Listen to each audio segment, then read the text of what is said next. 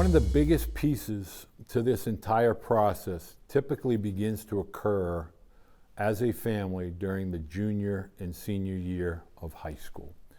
And I want parents to understand that on August 1st of the rising junior fall, while that process begins officially on that date, this is going to be a 2 to 6 year process that you as a family are participating in, meaning 2 of those 6 years are obviously in high school. The remaining 4, potentially 5, are obviously at the college level. It is critical for you as parents to be involved and engaged both in an educational and when you're conversing as a family, really laying out what the opportunities are, the positives and the negatives, the pros, the cons. Create that list, physically write that list down. But it's really equally important as parents to be there in a supportive, encouraging capacity for your student athlete, because this is really a big jump. And the closer it becomes a reality, as a junior, you don't really see yourself in college. But when you're a high school senior and you're beginning to get towards the end of that first fall semester in high school, and you start to anticipate applications and all of the transcripts being sent it becomes real. And there's a lot of kind of uncertainty, and it really gets uncomfortable and a little bit scary for student athletes. And while they're excited on the outside, internally, there's a lot of wonderment. There's a lot of, really, what is this going to be? What is this going to be like? And what if I'm not good enough? What if I don't make it? What if this is too hard? And so you really need to communicate as a family and be supportive in every facet of this recruiting process. We get so centralized and focused on the athletic component to it that we don't talk or discuss the college experience as a collective whole, because the college professors, that faculty, they really don't care that your son is the 3-hole hitter or a star pitcher on Friday night. They just know that they're a member of the faculty and they're put out that syllabus and the requirements for you to pass this course, and they are very firm and in some cases very disconnected from the athletic side of the experience, and they are absolutely 100% focused on the academic structure and discipline that it takes to obtain a degree from that academic institution. And so you really want to become realistic when I talk about getting evaluated as a student athlete. I also want you to be realistic as parents to understand expectations academically. In high school, athletics are a 2-hour a day for 2 or 3 months of a season at the high school level as a freshman through senior year.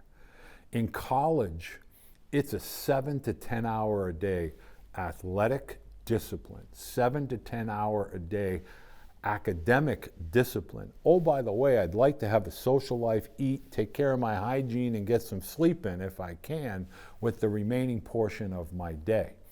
It is not a few days a week, it is every day of the week.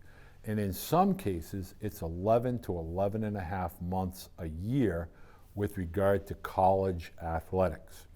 I can tell you as experience from a parent perspective, the vast majority of high school baseball players are not prepared for the volume and the level of competitive stress that occurs the minute your feet hit campus.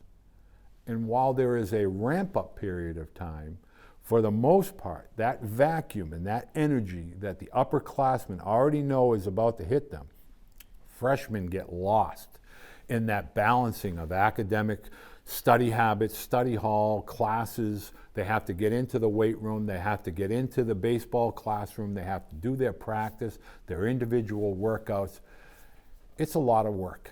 And while they're not technically being paid, so they're not employees, they are being compensated, whether that be through scholarship or name, image, and likeness.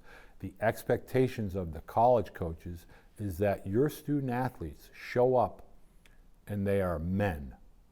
It is a sport coached by men, played by men, officiated by men. They expect your student athlete to be a responsible adult, a man, the minute they walk through those doors as college freshmen. So as a family, you need to discuss this. You need to understand that dynamic. You need to be really honest and candid with yourselves as parents, and more importantly, with your student athlete. Are they prepared for what truly lies ahead? Always remember, it's important for you as a family. You're setting realistic goals. You're celebrating what I call milestones that only occur those one time, meaning whether it's you're going into your junior, your senior year. Being an upperclassman in high school is a celebration of those previous 10 to 11 years of being a kid, and you're making that transition, and the responsibilities of being a high school senior and the decisions that they have to make affect the rest of their lives. And so it's important to understand, don't get bogged down in the negatives. Don't get bogged down in the falling or the failures within an athletic event or season. Stay positive, keep your eye on the prize. College recruiting constantly is an ongoing process. Stay engaged with your student athlete with regard to making sure they're meeting deadlines, application deadlines, staying top of their academics, being proactive with regard to their academics, proactive with their daily time management skills for their athletic skill set development. Don't worry about the outcomes. Don't get bogged down in results. Make sure you understand the journey is leading to a destination. Enjoy the journey, embrace the journey, be involved and engaged in the journey, and understand that that college experience is for the select few that are of the ability mentally, physically, academically, and athletically to be a student athlete. That's why there's only 10% of high school baseball athletes that will go on to play college, 2% at the Division I level of the NCAA, 2.5% to 3% Division II, 4% at Division III, and the rest are in the NAIA and the JUCO level. Be involved, be engaged, enjoy the journey, don't get bogged down in the destination.